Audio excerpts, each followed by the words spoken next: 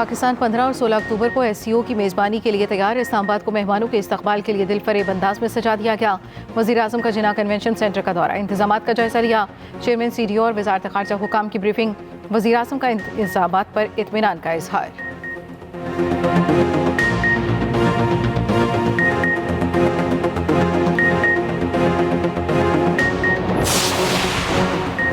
हुकूमत का 15 अक्टूबर को पूरी ताकत से एहतजाज रोकने का ऐलान। वज़ीर दिफा ख्वाजा आसिफ ने वाज़ेह और दो टोक मौक़िफ़ अपनाया।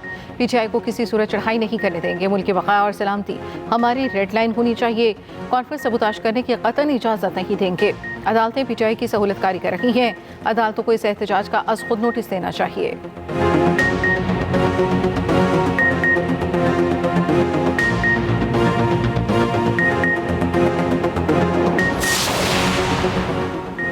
आईनी अदालत के पहले चीफ जस्टिस का तकर्रुर सदर वज़ीर-ए-आज़म की एडवाइस पर करेंगे। आईनी अदालत के चीफ जस्टिस की मुद्दत 3 साल, उम्र की हद 68 बरस होगी।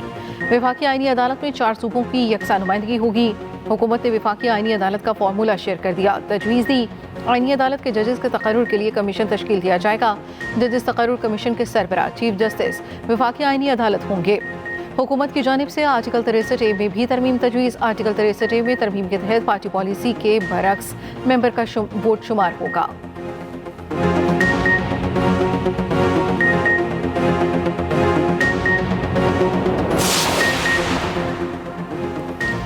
वज़ीर आला KP के सीनियर मुशीर शाह फरमान ने इस्तीफ़ा दे दिया। इस्तीफ़े में लिखा, बानी PTI की तश्कील करदा एहतसाब कमेटी का मेंबर हूँ।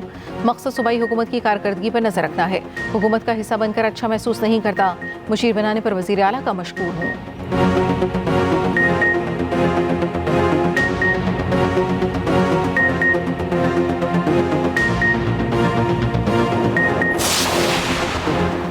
कराची में दफ़ा 144 नाफिज रैली जल्द से जुलूस पर पाबंदी आयद। 5 से ज़ायद अफराद जमा नहीं हो सकेंगे। पाबंदी का इतलाक़ 5 रोज़ के लिए होगा। पुलिस के मुताबिक खिलाफ वर्जी करने वालों के खिलाफ सख्त कार्रवाई की जाएगी।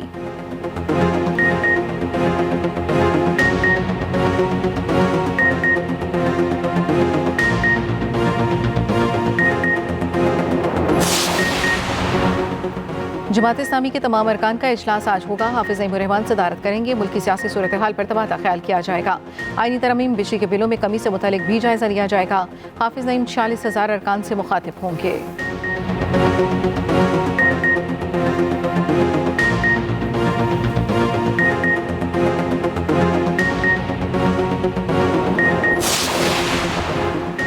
हैदराबाद स्टेशन के करीब रेलवे ट्रैक बहाल कर दिया गया। कराची एक्सप्रेस की 2 बोगियां पटरी से उतरने पर ट्रैक मुअत्तल हो गया था। रेलवे हुकाम के मुताबिक ट्रैक को मरम्मत करके ट्रेनों की आमदोरफ्त बहाल कर दी गई।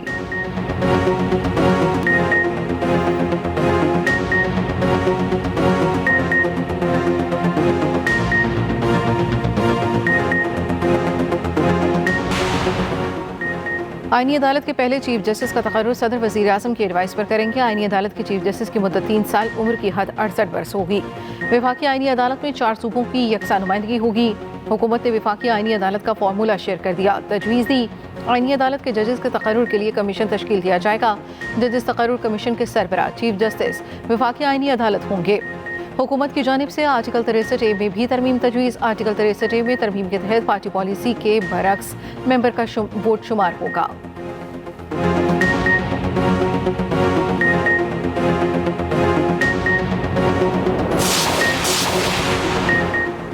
कराची के इलाके हवागोज में मुबैना पुलिस मुकाबला, मुलजिम हलाक। SSP वेस्ट के मुताबिक हलाक मुलजिम की शनाख्त शाहनवाज के नाम से हुई। असलहा, नकदी और मोटरसाइकिल बरामद।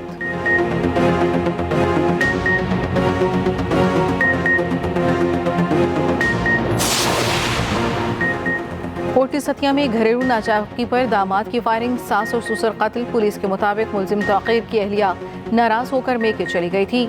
लाशें पोस्टमार्टम के लिए अस्पताल मुंतकिल।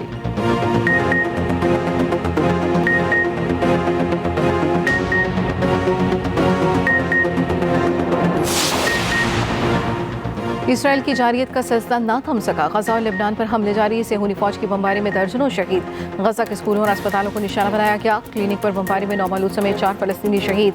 8 रोज में शुमाली गजा से 200 से ज़ायद शहादतें रिपोर्ट। लेबनान पर बमबारी में मुतादिद अफराद शहीद।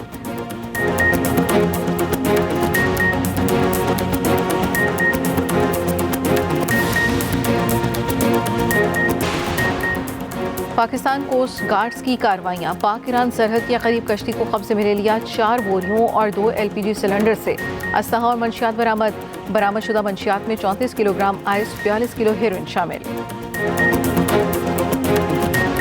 एक और एथलीट ने मुल्क का नाम रोशन कर दिया। ख्वाजा हसनैन रजा ने Commonwealth classic power lifting championship में ब्रॉन्ज मेडल जीत लिया। 93 किलो कैटेगरी में कांसी का तमगा अपने नाम किया।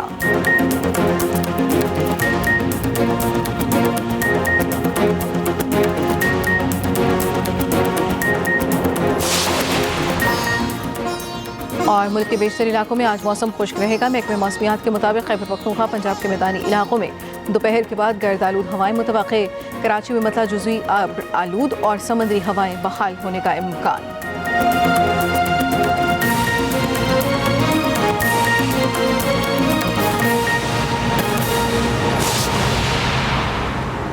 हेडलाइंस आपने जाने चंदा हम खबरें और उनकी तफसील। पाकिस्तान 15 और 16 अक्टूबर को SCO की मेज़बानी के लिए तैयार। इस्लामाबाद को मेहमानों के इस्तकबाल के लिए दिल फरेब अंदाज में सजा दिया गया।